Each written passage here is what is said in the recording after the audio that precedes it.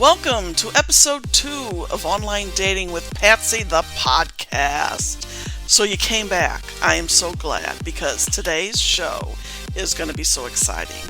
I have the authors of the book, Her King the Con, How an Online Love Affair Led to Near Disaster. It's by Shelley Frost and Linda Young, and I recorded this last week, so let's just go right to it.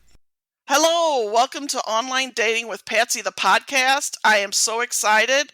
I have two awesome guests today. They are Shelley Frost and Linda Young, and they are sisters. And they wrote the book last year, Her King the Con, How an Online Love Affair Led to Near Disaster. I'm excited to have them on the show. My first question is, now, Shelley, you sent me an email. How did you find me? Patsy, it must have been like a Google search or something. But as soon as I saw what you write about and what you're passionate about, I knew I had to get in touch with you because you understand what we went through. And I thought, you would really understand why we wrote this book. And lo and behold, you sure do.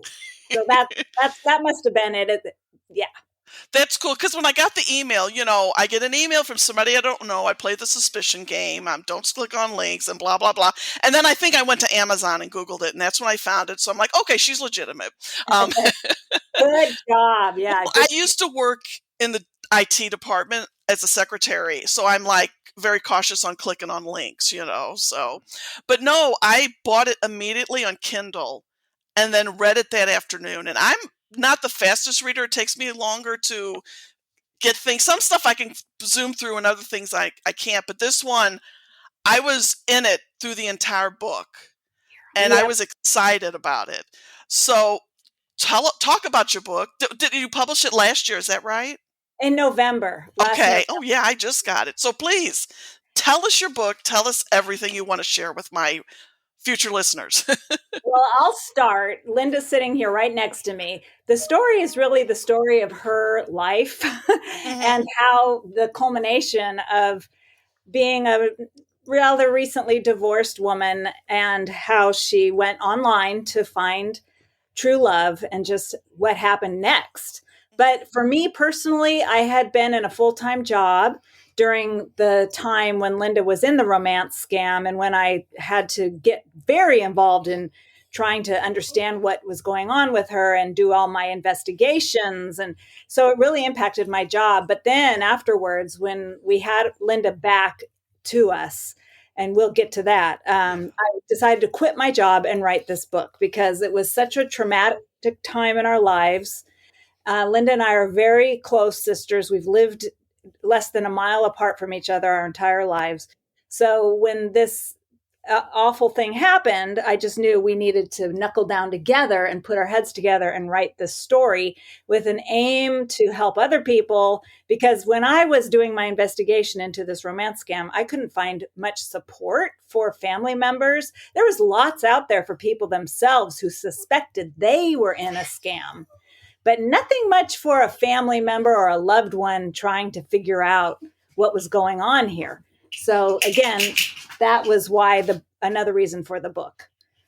I think it's an important book. And I think when I first read it, I actually did a video on it for my blog because writing about it just wasn't enough. Patsy, we saw that. We saw that video. I'm a very excitable person. When I find something, I want the world to know. And when I read that, and then I think that evening I did the video, and I'm like, you guys got to read this book. And I belong to the writing community on Twitter, and I tweeted them, you got to read this book, and I'm going to send out more stuff.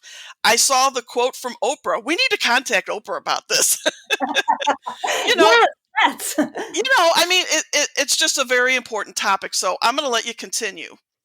So let me bring in my sister here, Linda. She can kind of also tell you about the reason for writing the book and just a little bit of the background. Hi, Linda. Hi, how are you, Patsy? I'm fabulous. Good. It's so nice to talk to you. I'm fabulous too. Good. After a very traumatic experience and also with having to find the resiliency to share my story without shame and without embarrassment, which, was a great part of the difficulty for me, I wanted to tell the story, but I also knew that it was completely exposing myself.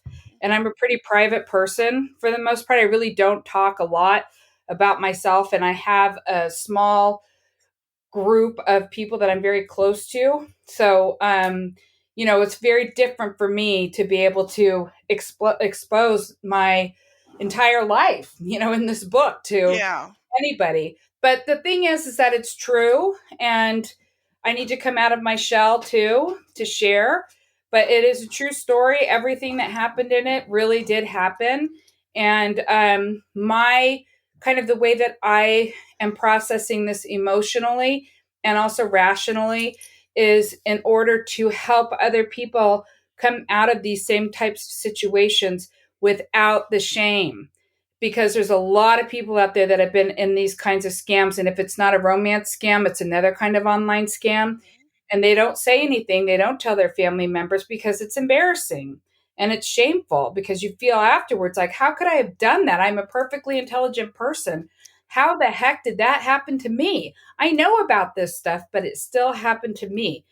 And my whole goal is not to have revenge. I don't believe in holding grudges or having revenge. That being said, if we can get this book out there to as many people as possible and interrupt these industries, because that's what it is. It's an industry. It's not an accident that this happened to me. Then that would be one of the greatest things that can come out of this book, amongst a lot of other great things that have come out of it. Yes. What I really enjoyed about it was the background of your growing up and how you got to the point where you were, and then you fell for the romance guy. I felt the way you wrote it was really, it was incredible. And just, the build up of how everything happened, your family life and everything. I mean, I've said this before. I said, in the 80s, this is something I probably could have fell for, because I was in my 20s. I was gullible. It was all about getting married and having babies, and, I'm glad we didn't have social media back then, but I mean, this can happen to anybody, and I want to empower women. I don't want them to feel shamed. And one thing I also promote when I talk about this is, never make fun of people who have fell for this stuff, because it could easily happen to you.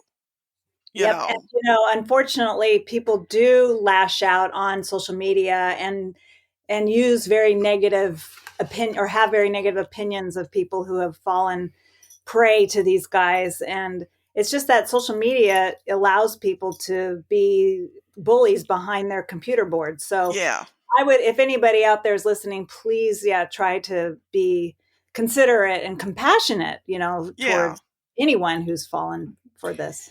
Yeah. And if you're the victim out there, like the quote that we chose to start the book with is by Oprah Winfrey. And the quote is, "Turn your wounds into wisdom." So don't go down the road of shame. Don't spiral down embarrassment and depression and being a victim. Instead, try to turn it around and look at what you could learn from it for the future, how you might be able to help somebody else if they're in the same kind of situation. And also just to forgive, to learn how to have self-love and to forgive yourself. For we all make mistakes in life, but it's how we get through the mistake and come out on the other side, that if we could learn from it, that we can grow from it and not just let it define our lives. That's what I did not want to have happen. I did not want this mistake in my life to define the rest of my life. So that's what I've been really working on. Yeah. I have to say, my favorite line is your last line in the book. And well, there's a little, okay, maybe I am a little revengeful, but no, I'm going to go ahead and say this, because I think it's okay for me to say this. And it is, my king, go fuck yourself. Totally. I mean, really, that's what it all comes down to at the very end, go fuck yourself. Yeah. Yeah. So, yeah. I love that line. And it's funny, they still use the king and queen thing on, I've had a couple of them still, because I still do my, I'm Suzanne, I'm a widow, I have no kids. The one interesting question in this, I get this question a lot when I'm playing, and it's interesting because you don't want family members to know. One of the first questions they'll ask you is, "Do you live alone?" I know. Yeah. I get that. I mean, there's several of them, but that's always, and so I was like, "Yeah, I live alone." I know they want you to live alone so that you don't have somebody there talking you out of talking to them. Right. You Right. know, that's and then do you own your house? Oh yeah. And do you own your car? Well, one of the things that Shelley and I are talking about in terms of tips and for these kinds of situations, I've come to learn now is to really limit your profile. Don't put all that information in your profile, because I can tell you that I was definitely profiled in that, I lived in the San Francisco Bay Area, close to Silicon Valley, on the coast. I mean, all these markers that showed I probably have money, even though I don't think I have money compared to everybody else around here. But I did, and I lost a lot of money. So I would recommend anybody getting into online dating to really, really limit what you put on your profile, because it doesn't really matter what's there. For the most part, people are going to reach out to you, whether probably based on your photo more than anything. So it's best to limit what you put out there, and then always, always, always, always meet the person in person. That's one thing I can tell you. The easiest thing to do is do not go past any boundaries without really meeting the person, as hard as it is. Because I know for me, this whole fantasy was exactly that. It was a fantasy. It was much easier for me to be involved in this fantasy because I did not have the self-esteem or the self-confidence to think, if I actually met this guy based on, what I thought that he looked like, because that's how he projected. Oh my God, he's going to think I'm fat, I'm old, all these things would come to mind. So it's much easier for me to just stay involved in the fantasy and not meet him. But that's a trap too. So you have to really use your smarts when you're and even using your smarts doesn't always work, because it didn't work for me. Well, and the other thing, Patsy, is FaceTiming or Zoom or Skype, something where you see the person actually talking. Now, that was in our book, if you remember. That was the main thing we tried to convince Linda to do. And as she just explained, she didn't really want to do that because it was her fantasy. And then she had, these self-recriminations and such. But a lot of these guys, they don't want it. They will not do it. If they're a scammer, they will not meet you on a screen anytime, any place. So it's usually texting. There's always calls. excuses. Yeah. There's excuses, and they sound so legitimate too. Or they'll say, "Yeah, that sounds great. Let's do it." But then something comes up. Yes. And they can't. They can't do that. And they're really good at changing the subject. And I say this with,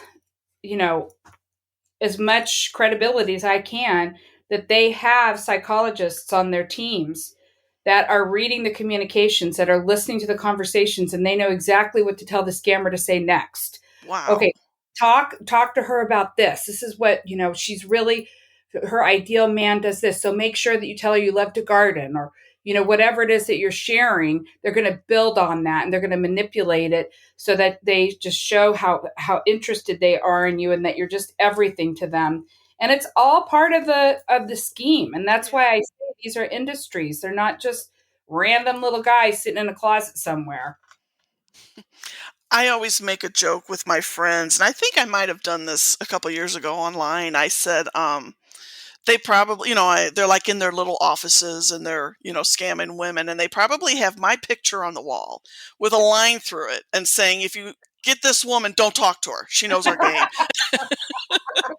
Good for you, Patsy. That's right. That's right. I mean, this just started out for me.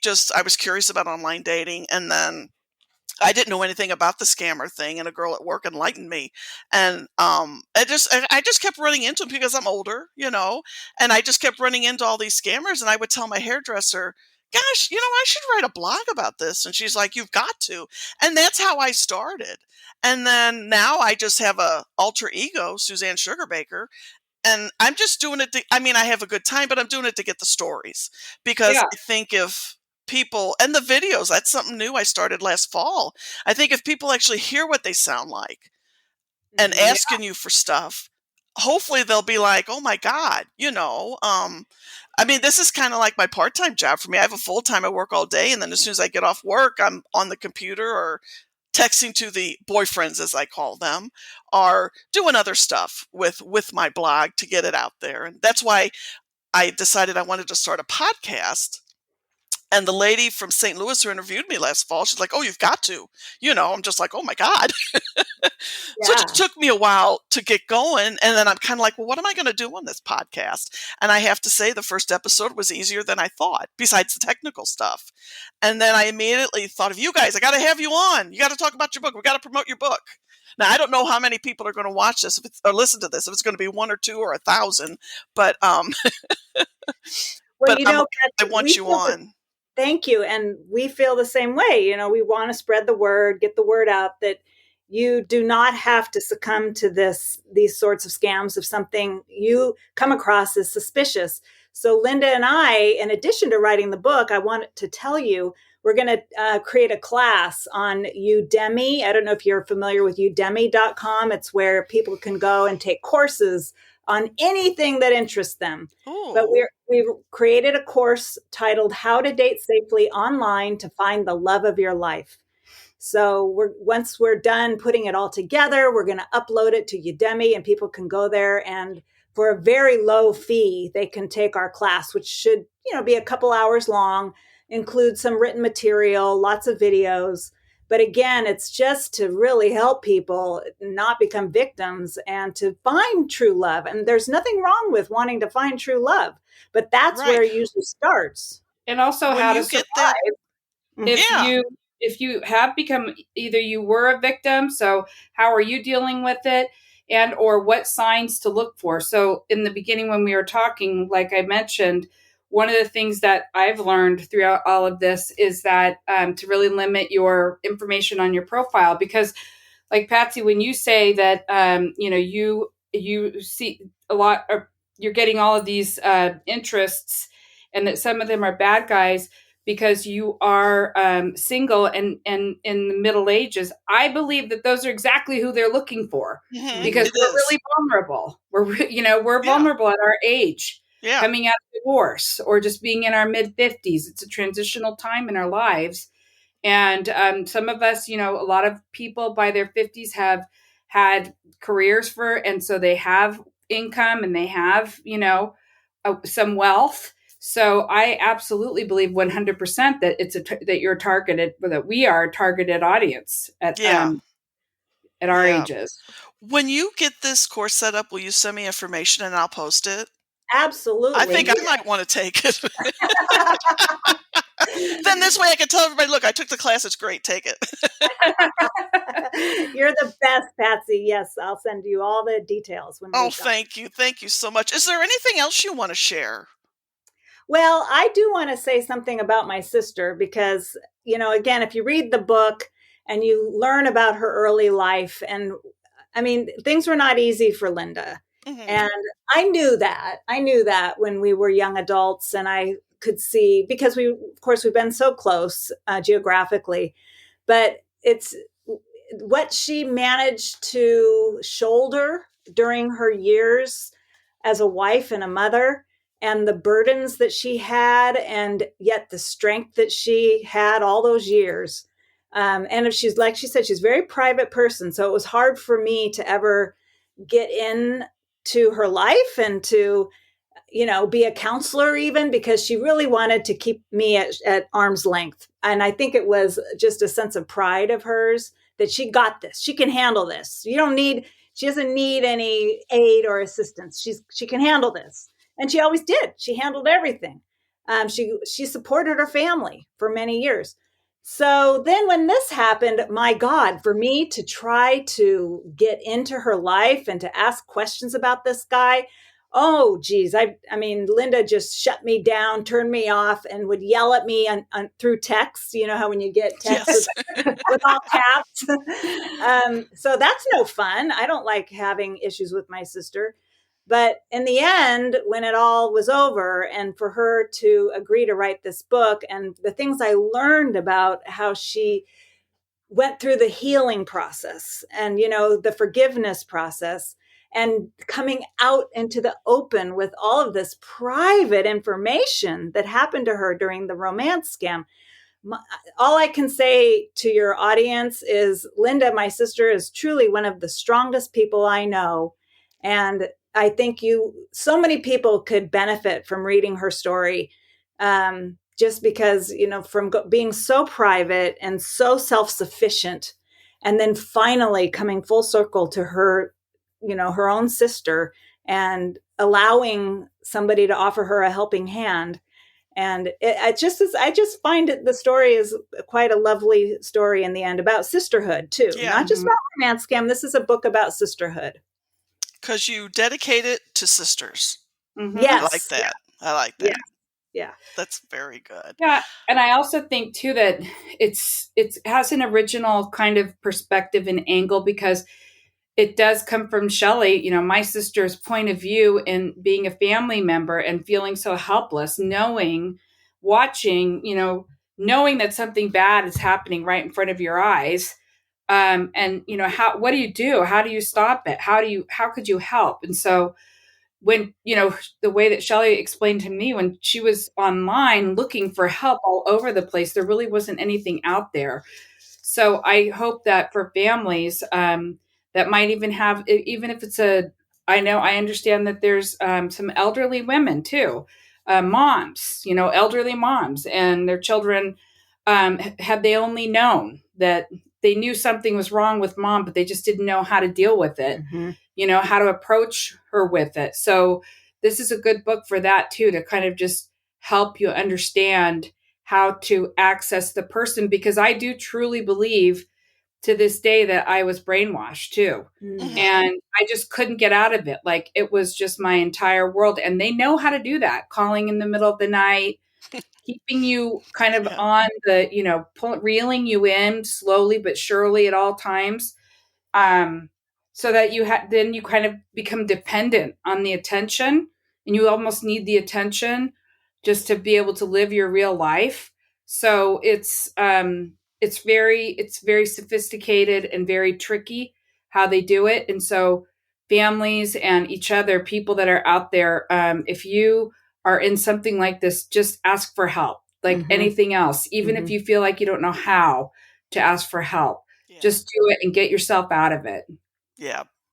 That's like I said, the book was incredible. I can't say enough wonderful things about it. I feel like it's the Bible for this kind of thing, to find out this is what happened and this is how you fix it, I just want to thank you both so much. I'm going to keep continuing plugging the book because I think it's so important. And let's keep in touch. And again, whenever you have that class set up, send me the info on it. I'm going to post it. I may even take it. I always say I'm not looking for anybody. I'm not looking for anybody. I don't have time. But I always joke, well, if the right guy or Chris Evans comes along, I'll be interested. Yeah, there you go. Yeah, exactly. Oh. Well, Patsy, it's so fun talking to you. I knew it would be, because I've watched all your videos and you come across as a real kick. And I think I am such a goofball, but I'm not shy. And I just have, I always tell everybody, I have a really good time doing this, but I'm not just doing it because it's fun, but I also get good information from all different agencies to post. I used to work in the cyber department at work, and the one gal always still sends me stuff. Put this on your blog. It's important. So, I got stuff from the Army, the FCC, and Homeland Security. So, I try to not just have fun and show funny stuff, but say, hey, here's who you can contact for help and stuff. So, yeah. And by the way, just so your listeners know, we went to the FBI. And as much as they said this is a horrible situation, and, we believe every word you're telling us, there's nothing we can do. You need to go to your local police department. That's just a little side information that might be helpful to your listeners. Cool. That's good to know. There are lots of resources in the book too. I saw that at the end. I started clicking on some of them before we got on the line. So that's another good thing about the book, is there's lots of resources to to get access and to find out information about scammers. And then I have a list of books in the very back that I read that really helped me with the healing and the self-love and the forgiveness of myself. So I hope that those books can, offer the same kind of help for other people to transition out of the self-loathing and the embarrassment, the grief, all the emotion, the yucky emotional stuff that you have to plug and slog through with this stuff. But you can do it, and you can get to the other side. Yes. I have one corny request.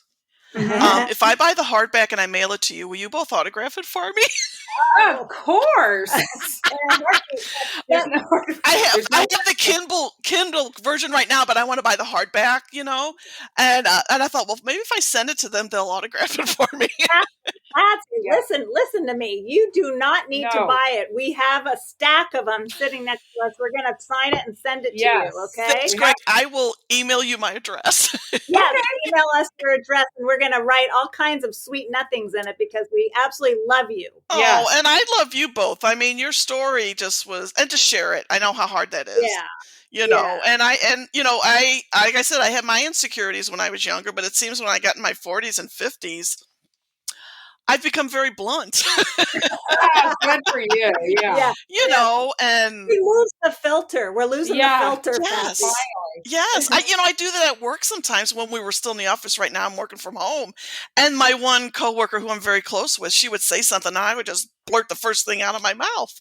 And she would look at me and I go, oh my God, I should have said that. She goes, no, it was hilarious. I can't control. I should control it. I could do a better job, I guess.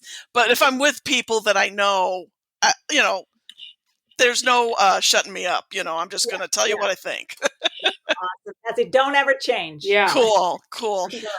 I'm going to thank you both so much for doing this with me. I was so excited that I was able to get you, and we'll be in touch. But I want to thank you guys for being here. Well, thank you, Patsy. You have a great day. Okay. Thank you. Yeah, it was really nice meeting you and all of your guests out there too. Shelley and I really just are very grateful for this opportunity to talk about our book. Thank you. Patsy. All right. Bye. I can't thank Linda and Shelley for being on here enough. The story is so good. You got to get the book. Share it with people who you think are being scammed. Dr. Phil, if you're listening out there, have these two gals on your show. Ellen DeGeneres, have them on your show, and me too. I mean, this is just such a great book, and it really explains everything that Linda went through. It's just phenomenal. So I'm going to do a little deal for my listeners out there, however many there are. I'm going to send you a copy of the book, their paperback book. I'm going to pay for it. So all you have to do is send me an email with the subject line Shelley and Linda Rock. Send it to patsypodcast@att.net. And I may also include one of my online Dating with Patsy blog t-shirts. So throw in your shirt size just in case. I'm feeling generous. So that's it for today's show. Thank you for listening. Keep coming back.